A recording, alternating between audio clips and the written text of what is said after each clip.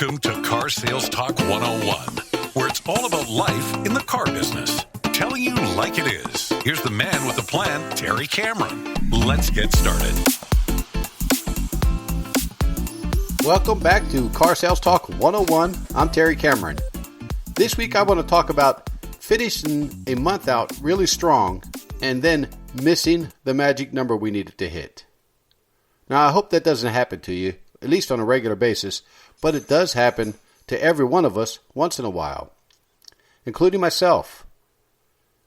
At the end of each month, if I didn't hit the number I wanted to be at, I don't blame anybody. I look back to the beginning of the month and think about what I could have done from that point forward to ensure that I didn't miss those deals that kept me from hitting my number.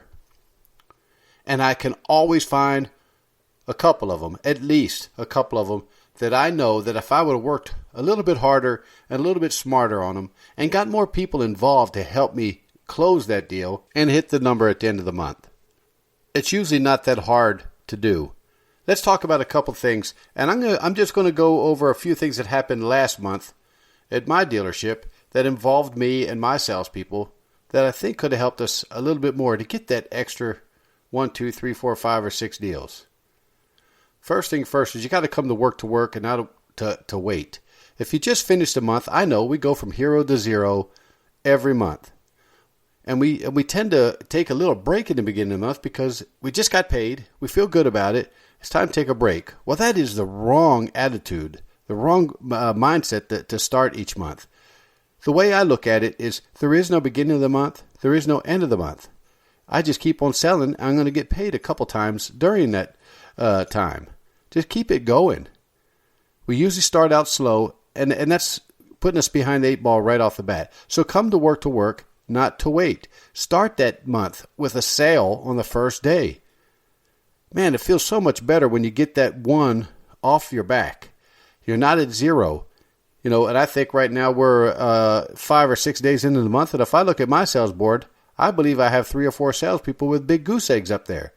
What are they waiting for? As a matter of fact, a couple of them haven't even worked a deal. So if you're not going to be able to come to work, why even come to work? It's just no fun to come there and hang out, unless it is. Unless you have a dealership that's everybody's a lot of fun to hang around with. Maybe you ought to start asking them to pay your bills. See how much fun they are then. So start off the month strong right away. Have your appointment scheduled. Don't take a break just because you went from a hero down to zero. Each deal, there are so many different opportunities and avenues we can take on each deal. We can get more cosigners. We can try to get a little bit more money for their trade. We can work the banks a little bit harder. We can ask for your sales manager to help out a little bit more. Maybe take a little bit more of a loss. And if you're a hard-working salesperson and you're a producer, it's so much easier for your manager to give that to you than the one that is never working hard and does come to work to wait. We can find a different car. We can find one with more rebate. We may be able to kick the trade. There's lots of things we can do on each deal to have an opportunity to move it forward and turn it into a deal. But most of the time, that's not the problem. The problem is us. Remember my motto, ask for it all, take what you can get, and give 100% of the process to 100% of the people 100% of the time. And if you do that day in, day out with every single customer, regardless what they look like, regardless whether they say they're buying or not, regardless whether they say they can buy or can't buy, or they just came from another dealership and they were turned down because they told them they haven't had their car long enough or their credit wasn't good enough. If you buy in all that stuff, you're not going to hit your number. You just got to give them 100% every single time, and I guarantee it. It's almost impossible not to sell cars if you're giving it 100%. What other things can we do? We can ask for those referrals.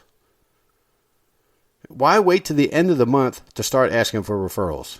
Why not start right now? A few episodes ago, we talked about how to get a referral. Let's briefly cover that. You're filling out a credit application.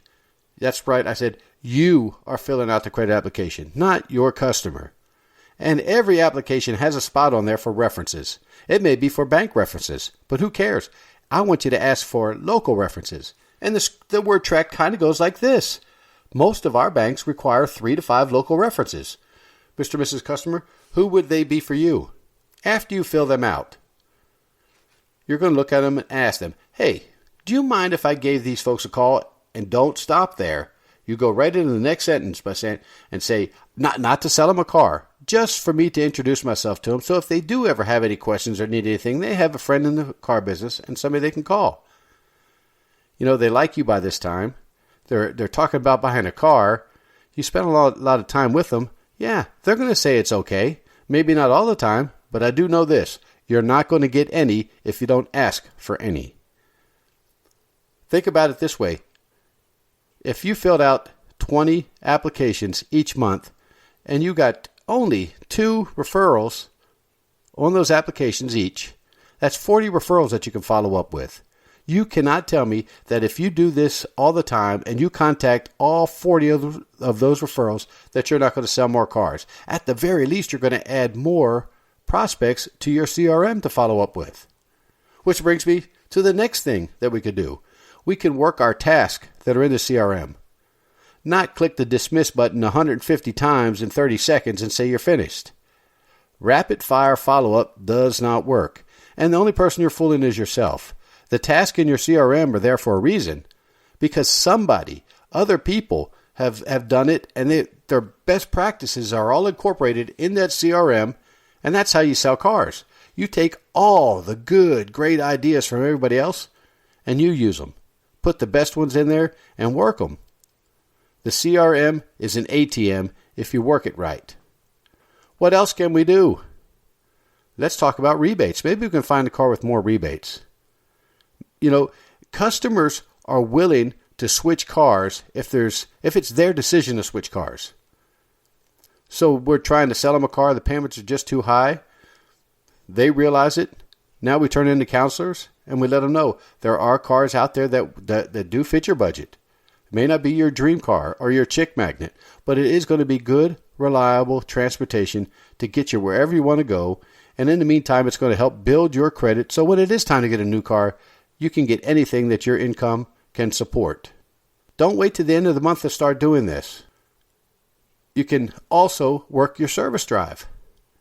The nice thing about the service drive is those customers have not been on the internet shopping, and they're only a couple feet away. They could just walk right into the showroom, and you can sit down and start working from there.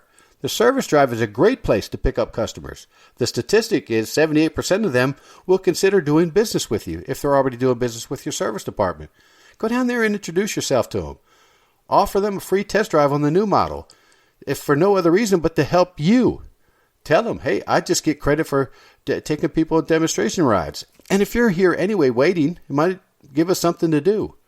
I can't tell you how many cars I sold just by telling a customer, why don't you leave that one here and take a new one home? Sometimes they would look at me like I was crazy, and that's all I wanted. Then I could say, hey, I'm serious. What if we can get you a brand new one, keep your payments the same or even better, full warranty, and leave that one here? As a matter of fact, we'll take care of whatever bill you have in the service department. There's probably a whole lot of other things that we can do, but I don't want you to wait to the end of the month and miss a number and then blame it on yourself or that last customer that you had for the month, or your manager, or the used car manager, or your finance department. It's usually you. Quit looking out the window and look in the mirror. It's you. You're not going to miss it at the end of the month. If you're trying to do that at the end of the month, there's going to be too much pressure you're putting on yourself and your customers. You're going to get stressed out, and it's just not going to be a pretty sight. Start in the beginning of the month. Distance yourself from zero. Let's get started on it with a sprint, even though it is a marathon. Guys, I promise if you just come to work, you're going to hit your numbers. You're going to make a lot of money, and you're going to have a lot of fun. Truly, the sky is the limit. I'll see you next week. Thank you for listening to this week's episode. Please rate it and write a review on Apple Podcast. We appreciate your valuable feedback. You can email Terry at 10minutesalestalk@hot.rr.com. And don't forget to share the show with a friend.